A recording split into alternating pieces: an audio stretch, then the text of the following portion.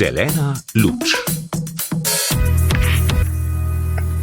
Pozdrav, zeleno imamo. Jaz sem Jan Grilc, v službo se vozim z električnim vlakom, a zdaj nas bodo zanimali predvsem električni avtomobili. Ti seveda ne vozijo brez energije. Kako jo bomo spravili do njih? Odkot jo bomo vzeli? Ja, moja ocena, če danes govorimo o e-mobilnosti, da nas ne sme biti strah. Izzivi so mogoče malo krog. Ker električno omrežje niso samo žice, ampak tudi tehnološke rešitve in naše navade, bomo torej širše pogledali te izzive, ki nas čakajo v prihodnjem desetletju, če hočemo, da se bodo zelene luči še prižigale. Gremo!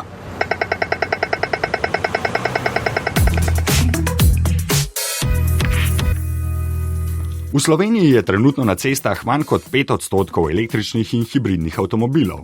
V prihodnjih 10 letih se bo ta delež nedvomno za nekajkrat povečal.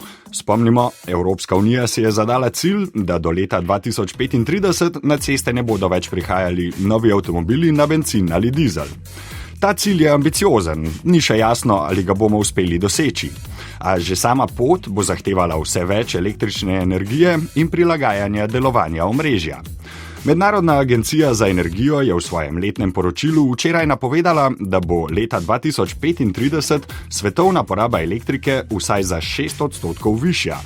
Vsako leto se bo povpraševanje povečalo za ekvivalent japonske porabe elektrike v enem letu. Evropske agencije opozarjajo, da se omrežje ob uvajanju obnovljivih virov energije ne posodablja dovolj hitro.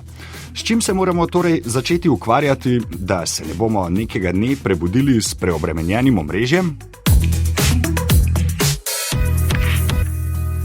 Zato sem se odpravil na Elektroinštitut Milana Vidmarja, osrednjo elektroenergetsko raziskovalno institucijo v Sloveniji, da jim zastavim to vprašanje. Sprejel me je Igor Podbelšek, ki na inštitutu vodi oddelek za vodenje in delovanje elektroenergetskih sistemov. Električna mobilnost, kateri bomo prištevali električne avtomobile in tovorna vozila, bo na omrežje vplivala na različne načine, pravi. Najprej poglejmo, kje smo in kam gremo. Na ravni Evropske unije in Slovenije imamo zastavljene cilje glede povečanja deleža električnih vozil na cestah. A to so cilji. Koliko in kdaj jih bomo dosegli, je druga stvar, pravi Igor Podbelšek. Pred leti, ko smo se prvič začeli ukvarjati z e-mobilnostjo, se spomnim, da se dva nasprotna pola nekako obkladala. Infrastruktura je rekla, mi bi zgradili vse živo, sam ni vozil. Ponudniki vozil so rekli, mi bi ponudili več vozil na trgu, sam ni infrastrukture. In dejansko se mi zdi, da se nekje infrastruktura kar lepo gradi na račun različnih iniciativ, bi rekel, verov financiranja, ki so iz teh nekih zelenih programov, kot jih vidimo na nivoju Evropske unije. Vidimo v zadnjem času, da imamo malo izzive v sami avtomobilski industriji, da zaenkrat imamo kar izziv narediti poceni električen avto, da ti avtomobili, ki lahko skupaj rečemo, da so relativno dragi v primerjavi z vozili z notranjim izgorevanjem, z motorji z notranjim izgorevanjem, vidimo tudi po javno objavljenih maržah, na primer evropskih proizvajalcev, da zelo malo zaslužijo, to je malo problematično. In se bojim, da mogoče, da bomo na račun vozil, ki so na voljo, ali na račun izzivov, ki jih imajo proizvajalci električnih vozil, da mogoče bo ta delež povečevanja teh vozil na trgu mogoče malo počasnejši, kot je bilo predvideno. Bomo videli. Letos je po mnogo letih delež električnih med prvič registriranimi avtomobili manjši kot leto poprej. To nakazuje težave na trgu, a vseeno se skupni delež električnih vozil še naprej povečuje, le počasneje. Z večanjem števila avtomobilov bo treba postaviti tudi več polnilnic. Najprej o hitrih polnilnicah, denimo tistih na avtocestnih postajališčih. Nekako vidimo na trgu rastejo na določenih točkah, predvsem za potrebe tranzita, močne polnilne postaje, ki so preklapljene na višje napetostne nivoje v omrežju, kjer načeloma z močmi nimamo nekih težav. Tako vidite neke ultrahitre polnilnice, ki si jih tudi sam osebno želim uporabljati, ko sem v tranzitu, ker takrat ti čas veliko pomeni in je zelo pomembno, da v najkrajšem času natankaš elektriko. In predvsem seveda taka polnilna infrastruktura, ki zdaj raste, je nekako tudi odvisna od na drugi strani avtomobilov, ki zmorejo na tak kratek čas prevzeti to električno energijo. In jasno vidimo na drugi strani, da se avtomobili prilagajajo, da je vse večja polnilna moč možna, kratkočasno, kar pomeni, da se temu se uporabniški želji prilagaja tako infrastruktura kot sama vozila. Drugačna zgodba so domače polnilnice. Teh bo veliko več in priključene bodo na lokalna distribucijska omrežja. Bi lahko to predstavljalo težavo zaradi večjih obremenitev omrežja? Želim pomiriti, da se mi zdi, da e-mobilnost, ki prinaša nove porabnike v elektroenergetski sistem, ker se promet elektrificira, ker je relativno zelo lahko upravljati z močjo polnjenja, se prilagajati razmeram na trgu. To pomeni, danes imamo izzive v elektroenergetskem sistemu, da imamo v določenem obdobju ogromen virov, predvsem obnovljivih virov energije, ko sije sonce, ko piha veter, naprimer, in v nekem obdobju, ko tega ni, se dejansko da polnjenje temu prilagajati. Polnjenje se da prilagajati tudi, naprimer, da glede na različne komercialne pogoje, stroškov polnjenja, da to delaš samo določene ure, morda v nekem obdobju samo po noči. Tako, iz tega zornega kota trdim, da nekih ekstra ojačitev omrežja na račun e-mobilnosti, očitve bodo potrebne do vsega, da se razumemo, ampak ekstra pa ne bodo potrebne. Poraba električne energije zaradi mobilnosti se bo torej prerasporedila. Igor Podbelšek ob tem izpostavlja, da so večji problem denimo toplotne črpalke. Ko je enkrat mraz, takrat zebe vse. In takrat vsi rabijo gretje. In takrat pa teže se prilagajaš, teže se nekemu normalnemu komfortu, da imaš doma normalne pogoje za bivanje, teže je to obvladljivo, kot pa naprimer pri avtu. Igor Podbelšek to obremenitev omrežja z električnim avtomobilom ponazori kar na svojem primeru. Kot električni entuzijast ima tudi sam električni avtomobil. Kako je to vplivalo na njegove energijske potrebe? Vgradil sem si polnilnico v garažo, vgradil sem si nadzor nad močjo polnjenja in ta moja polnilnica se dejansko prilagaja kuhinji, kjer je moja žena šef. In v primeru, da mi želimo kuhati ali uporabljati nek klasičen gospodinjski porabnik, peremo, pečica, nekaj taka ali pa indukcijska pečica, takrat polnjenje se ustavi avta. Tega seveda jasno ne počnemo po noč, ker pomeni, da je takrat energija razpoložljiva. In jaz sem gotovo, da ne rabim nobenih ojačitev omrežja. Jaz ne potrebujem nobenih po domače močnejših varovalk. In stvar funkcionira. Seveda, zdaj, če bi se vsi sosedje to zamislili, bi bilo malo teže, ker sistem ni glih zgrajen za to, ampak vidim pa, ali pa distribucije končno spremljajo, kaj se dogaja na strani odjema in postopoma ojačujejo. Včasih kratkoročno v nekem obdobju nekaj ne gre, ampak slejkaj prej se mreže ojača. Meni se zdi, da ta trenutek se bojo, po moji oceni, mogoče celo distribucije hitrejše za reakcije, kot bi se ta električna vozila pojavljala. To je torej primer uporabnika, ki avto vsak dan polni doma. Podbelšek ob tem predvideva, da bo vsaj del uporabnikov električnih avtomobilov polnil avtomobile tudi v službi. Kdaj polniti, kje polniti, je pa stvar danes ekonomike, tak in drugačnih spodbud. In če je v nekem podjetju mogoče, ki je malo bolj, ki ima celo proizvodne viške, da ne ve kam z neko električno energijo. Se dogaja, da v obdobju, ko sije sonce, je mogoče proizvodne preveč in bi bilo prav dobrodošlo nek dodaten porabnik priključiti.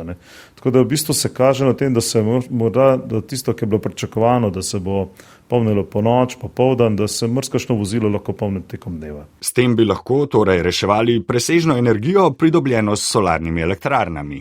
A te po noči ne obratujejo. Kaj pa takrat? Mi zaenkrat imamo še vedno ta razmerje obremenitev omrežja tekom dneva in preko noči.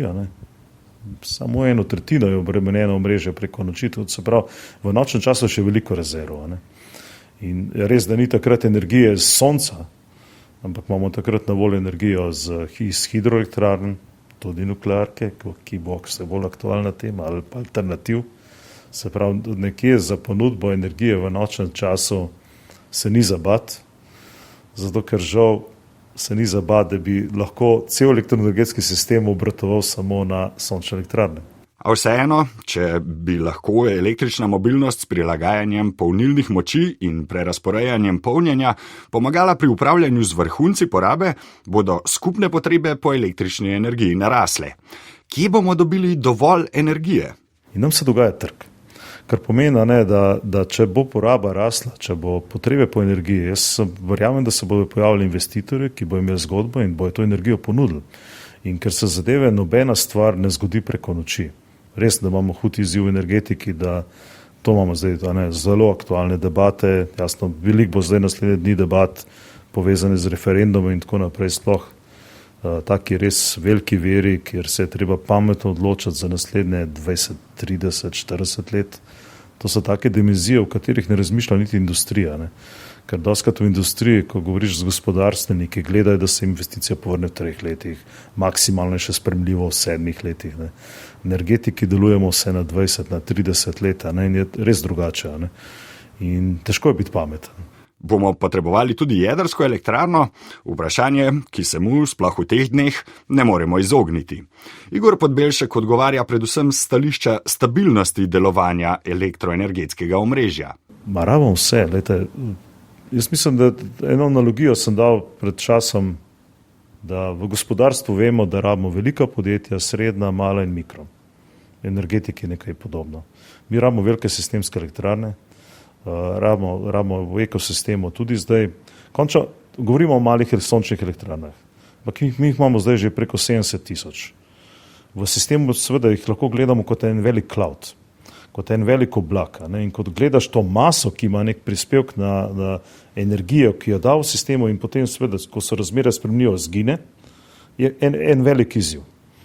Jaz mislim, da se približujemo, ne najbrž to leto, ampak zelo verjetno pa naslednje leto, da bo energije sonca tekom dneva že več kot bo odjema.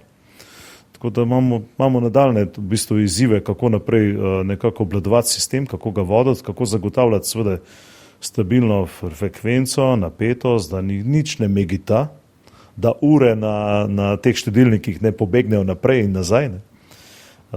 Imamo večji izziv, ampak je v bistvu, jaz trdim, obvladljiv. Obvladljiv, torej predvsem s kombiniranjem različnih virov energije. Pri prilagajanju delovanja omrežja bodo pomagale tudi tehnološke inovacije. Nekatere si je zaenkrat še težko predstavljati, a izrisujejo se tudi zelo zanimive možnosti na področju upravljanja delovanja naprav. Vidi se, da ponudniki te hitrih polnilnic v določenih urah ponujajo različne cene, se pravi, se že prilagajajo razmeram ponudbe same surovine elektrike na trgu. Vidi se tudi v Ljubljani, ko imate te javne polnilnice na voljo, da ponujajo možnost cenejšega polnjenja, da se ta polnjenje prilagaja razpoložljivim virom. Torej, v bodoče lahko pričakujemo, da bo vse več cenovnih takih spodbojevalcev, da bodo uporabniki svojo napravo, avto, seveda jaz pričakujem na kasnejše toplotne črpalke, klime, se bo dejansko bo ugodnejše, če boš kot uporabnik, ne ti se prilagajal, pa gledal, kdaj je cenejše. Tega ne pričakujemo, ampak dovolj napravi, da se sama prilagaja informacijam, ki jih dobiva iz sistema. Še ena tehnološka inovacija bi lahko zelo spremenila sistem razmišljanja o električnem omrežju, a to bo inovacija pri avtomobilih, ne v omrežju. Vse več se govori o hranilnikih, baterijah. Kaj pa je danes električni avto? Ja, to je navadna baterija na 4 kolesih. Govorimo pa o vozilah, ki lahko to elektriko dajo tudi od sebe. Mi govorimo o tako imenovanem vehicle to grid konceptu, se pravi vozilo, ki omogoča polnjenje in praznjenje in bi potencialno lahko delovalo tako, da pač vozilo napaja hišo. Ali pa, ne vem, v kempu prikolica z vsem skupaj. Imamo še izzive, predvsem izzivi so tehnične narave, sama nekje baterija, na kak način potegnem to energijo z te baterije, so še kar elektrotehnični izzivi. Možnosti za razvoj elektroenergetskega omrežja je torej veliko. Veliko bo tudi potreb, težav in izzivov. Na kaj se moramo torej osredotočiti v prihodnjem desetletju? Tole je osebni razmislek Igorja Podbelška z Elektroinštituta Milan Vidmar ob koncu pogovora. Predvsem vidim en izziv, da si mogoče preambiciozne cilje zastavljamo. Osebno sem pač tehnični entuzijast, ampak izkušnje so me pa že pokazale, ker prehajamo v tako obdobje, da sem že kakšne stvari, da se lahko učim na lastnih napakah, da se lahko učim na spremljamo ostale, ne. Da je treba tudi te spremembe tako peljati, da je treba kombinirati preverjene tehnologije, pa hkrati uvajati nove, ampak temu se reče po eni strani risk management, obvladovanje tveganja, ne. Da je treba nekako z zdravo mero hoditi naprej, biti ambiciozen, ampak hkrati previden. Tisto, kar so mi tako mogoče javnost mislili, ima te zaspani energetiki, to neki bluzijo skozi, ne. Ampak res glavna stvar, ki jo mi ves čas gledamo, je ta zanesljivost, varnost, stabilnost. Ker uvajamo novitete, ampak hkrati gledamo, da ne prije. Poglejte, koliko pa imamo redukcija, koliko imamo prekinitev. Jaz, če primerjamo, kaj se dogaja širše po Evropi, jaz vem, da kolegi v Španiji, ki jih imamo zdaj tudi za zgled, ker vem, da imajo deleže obnovljivih virov precej večje kot mi. Ampak tam na podeželju, kakšno naselje je tudi za kakšno uro, dve pogosto brez elektrike. Tako da nekako teh težav se mi zdi, da ta trenutek v Sloveniji nimamo. Tako da morda jasno, da imamo prostor, da smo vsi boljši. To je na vseh področjih, tudi na vašem najbrž, ne. Mislim, da moramo sam paziti, da nekega tempa ne ustavimo, ampak da tečemo z eno pravo brzino naprej. No. Na tak način se bodo zelene luči prižigale še naprej. Zelena luč. Čas za še nekaj novic in priporočil za vsebine z področja mobilnosti. Ostanimo kar pri temi energije. Eurostat je objavil raziskavo o končni porabi energije v Evropski uniji za leto 2022. Ugotovili so, da je največji porabnik še vedno promet z 31% deležem. Gospodinjstva so imela 27% delež, industrija pa 25%. Cestni promet porablja največ energije, kar 74% celotnega deleža prometa, vodni promet 13%, zračni 11%, železnice pa le odstotek vse energije. Na spletni strani Eurostata pa se lahko še sami poigrate s številkami, podatkov o prometu je ogromno.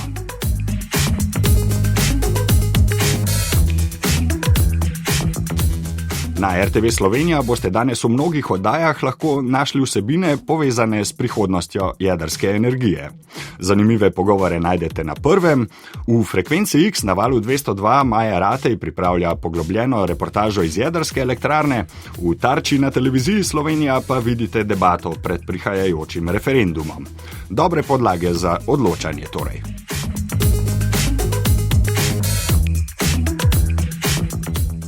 Še eno spletno priporočilo. Na YouTubu lahko najdete kanal z imenom The B1M, torej B1M. Vsebine govorijo o vseh vejah gradbeništva, novih velikih projektih in tistih, ki so v preteklosti spremenili svet. Velik del vsebin pa je povezan tudi z mobilnostjo in prometno infrastrukturo. B1M na YouTubu. Pošljite, prosim, še vaše predloge, da bomo vsi skupaj izvedeli kaj novega.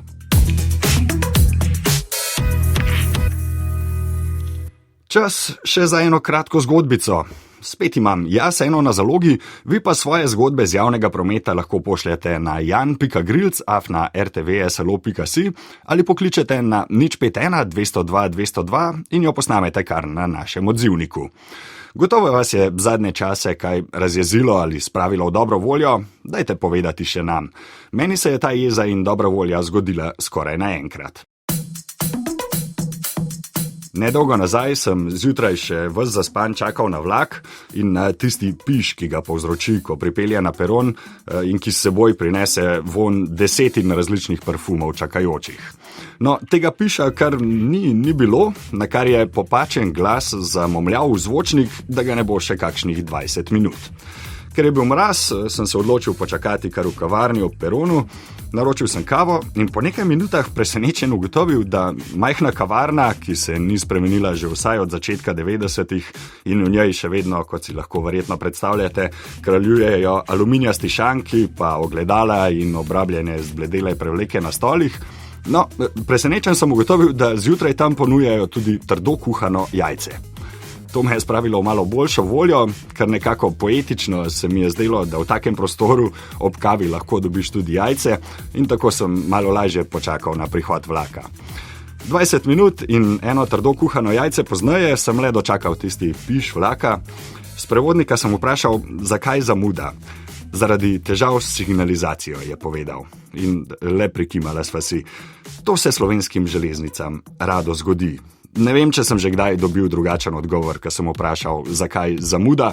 Lahko ob zamudah vprašate še vi in če kdaj dobite kaj drugega, to prosim povejte še nam.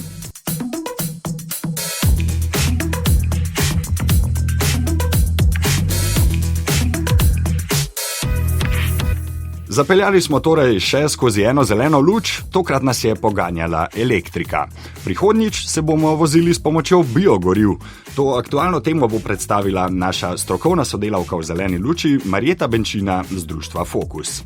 Če se naročite v svoji najljubši aplikaciji za podcaste, ne boste zamudili, lahko ob tem zeleni luči prisolite še oceno, kakršno si zasluži. Za zdaj pa vam, Jan Grilc, želim le še uspešno navigiranje skozi vaša križišča. Naj vam sveti zelena, pozdrav! Zelena luč. Podcast o mobilnosti 21. stoletja.